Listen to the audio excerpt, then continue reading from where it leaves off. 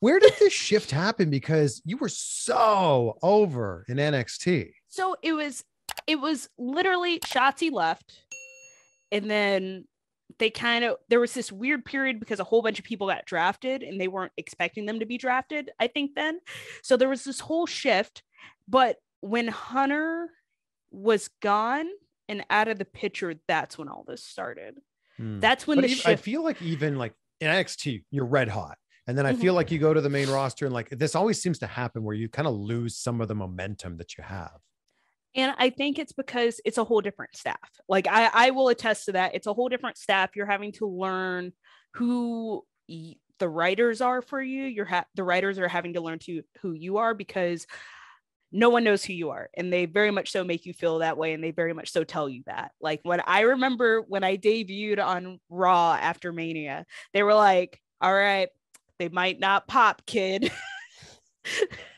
They might not know who you are. Just don't take offense to it. And I was like, what? I just was. And so your heart is sinking, right? But I think it's because there's so many people backstage at Raw and SmackDown within that writing staff that don't really know who you are. They know, oh, you were on TakeOver, but they don't know you as a character. They don't know you as a person. And it's kind of starting all over again when you get to Raw and SmackDown. And I think that that's why so many people struggle in that transition.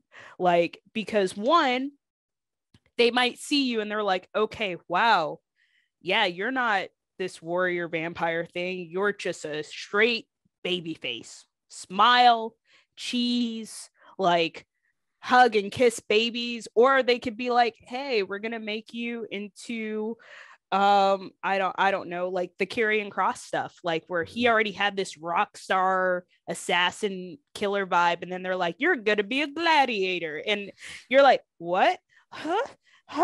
He still talks about how terrible that helmet was. I at one point in time just was like, or you could be like Retribution, who was not told who they were until they unmasked. Look, we could go down the list of all the people. I mean, I think Keith Lee's another example. Yeah, like I feel like on some level they need to have some form of writing staff that crosses over both ways.